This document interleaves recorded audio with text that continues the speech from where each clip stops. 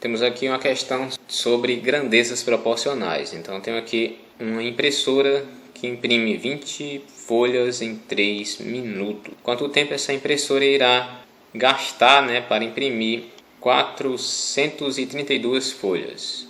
Então se liga aí, curtam o vídeo e vamos para a resolução. Então nós temos aqui a quantidade de folhas e o tempo gasto para imprimir essa quantidade. Então inicialmente a quantidade é 20 e o tempo é 3. O tempo aqui está em minuto, tempo gasto em minutos. Aí a pergunta diz que eu devo descobrir o tempo. Então eu vou chamar o tempo aqui de x. Esse tempo da pergunta, quanto tempo, então ele fica do lado aqui do tempo. O x fica do lado do tempo.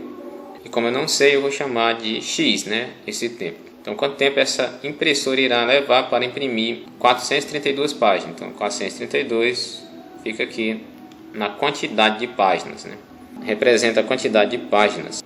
Agora eu devo interpretar qual tipo de grandeza essa questão se refere, se é diretamente ou inversamente proporcional. Então, se eu aumentar a quantidade de folhas impressas, o tempo também deve aumentar. Se eu quiser imprimir 1000 folhas, então vai gastar mais tempo, Então quanto mais folhas, mais tempo.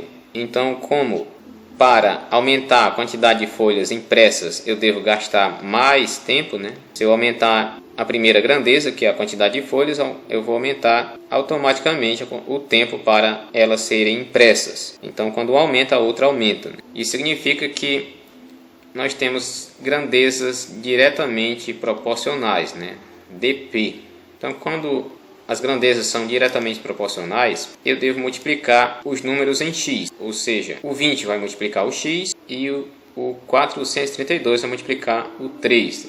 E essas duas multiplicações serão iguais, porque as grandezas são diretamente proporcionais. Então, eu terei 20 vezes x sendo igual a 432 vezes 3. Então, 20x será igual a 3 vezes 2, que é 6, 3 vezes 3, que é 9, 3 vezes 4, que é 12, ou seja, 1296. Então, para encontrar o x, como o 20 está multiplicando, e eu tenho a equação do primeiro grau, eu devo resolver esta equação dividindo o número da direita por 20.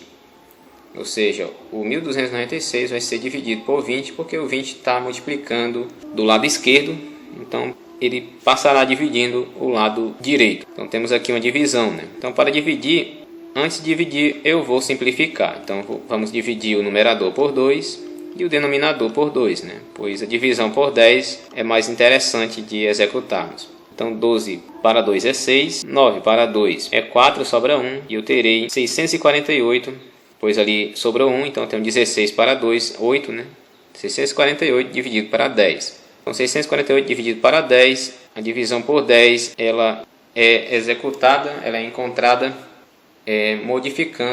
movendo a vírgula. Então como a vírgula está depois do 8, a vírgula vai andar uma casa para a esquerda.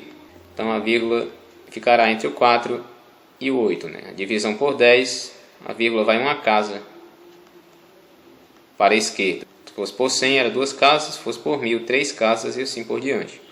Então eu tenho 64,8. Como o tempo é em minutos, essa quantidade será em minutos. O valor de x será em minutos, ou seja, 64,8 minutos, que é o item D. Então é isso, pessoal. Então o vídeo, faça sua inscrição e até a próxima.